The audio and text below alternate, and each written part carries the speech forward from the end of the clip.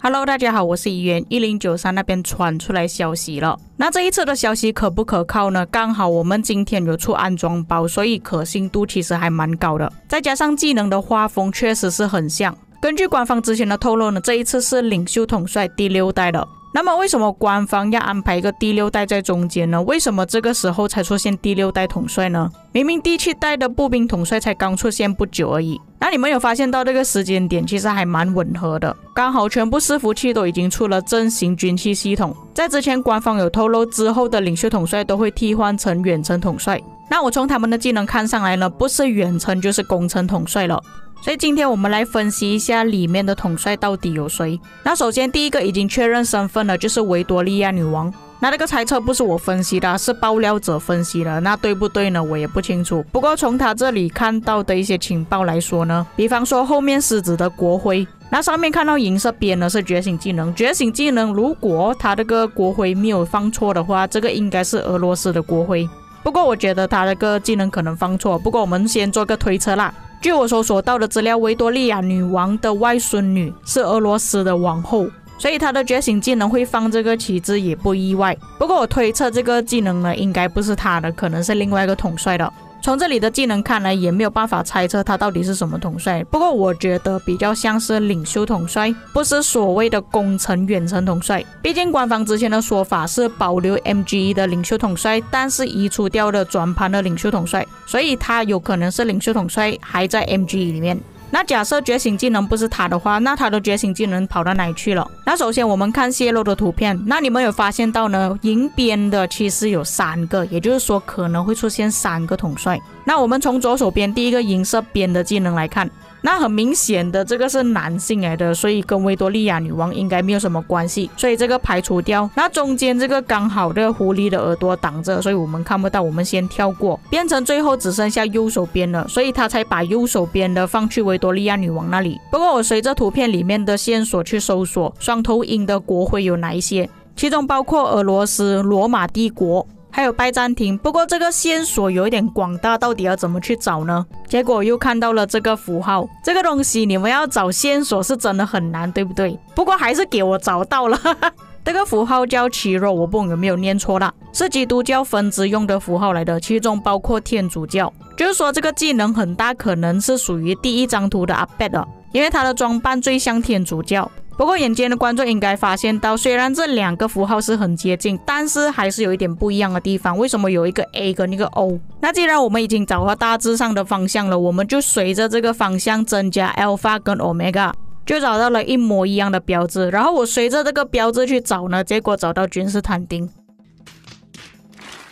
我真的是要气死了，君士坦丁已经出现了，又再出现君士坦丁。不过各位，我们不要气馁，我们要想一下君士坦丁它是属于什么国家的。拜占庭刚好也是有双头鹰的国徽，在改这个国徽之前呢，一直都是用罗马帝国的单头鹰标志，直到伊萨克一世在位的时候才更改了。根据设计理念来想的话，如果这个东西跟对方没有关系的话，一般来说是不会设计进去的。那官方既然设计到这个技能的话，也就是说这个技能是这位统帅的代表性。不过我找到的画像是长这个样子的，跟官方的设计好像有点不同。不过我们做个对比吧，大胡子是肯定有了，然后王冠的链坠也是有，这个是属于他的硬币，也可以看到他旁边是有一点点蓬蓬头的，衣服有披风，旁边也是有一个宝石。所以我认为说是他的可能性非常大，而且你们看到后面有一个光芒吗？刚好也是符合上了硬币上面的设计，就连他的画像后面也是有围一个圈了。所以我们根据这些技能来看，哪一些技能是属于他的，第一、第三还有拿着书本的都是他的。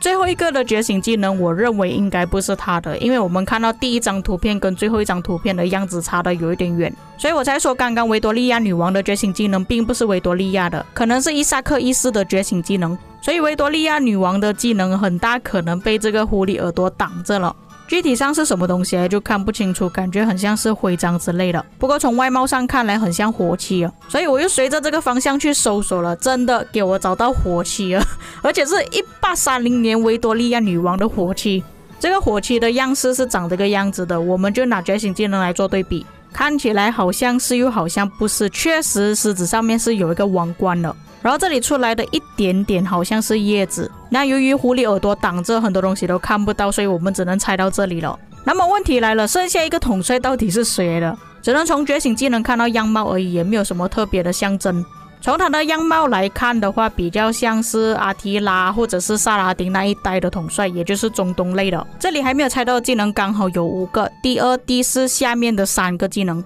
但可以明显看到这个时候是已经有炮弹了。那我们在万国觉醒里面刚好有炮弹的就是穆罕默德2世，刚好这里就有3个大炮了。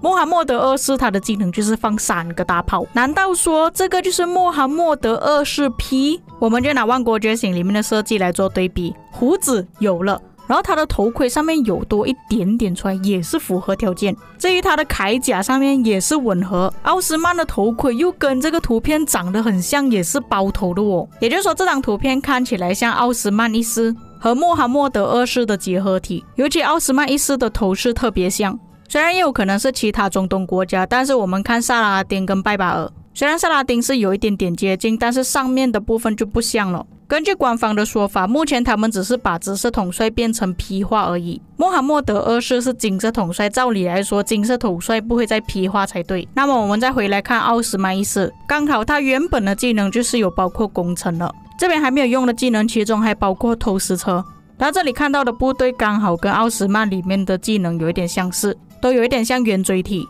所以不排除奥斯曼1世会 P 化的可能性。不过也有可能是另外一个统帅啊，只是我们猜不到而已。不过从这里的线索看来，我能找到一个统帅是谁呢，也算是很不错了。虽然我搜索这个资料已经搜索了4个小时了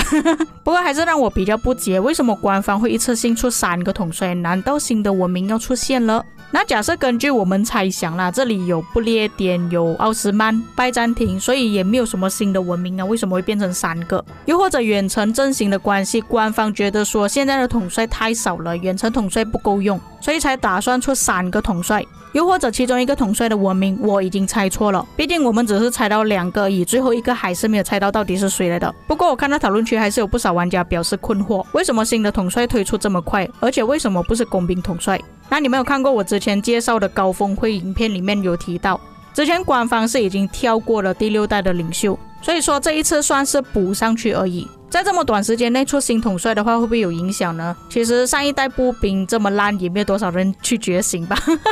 所以金拓应该是有留下来的。再加上假设这些统帅全部都是远程统帅的话，不一定每个玩家都会觉醒，有些玩家还是喜欢面对面打，不喜欢站着原地打，并且要看自己的军器有没有做到远程的军器。相反的，如果这个统帅是领袖统帅，是全部通用的话，那就完蛋了。那么以上就是本期内容，你们有什么想法可以在评论区给我知道，我们下期再见。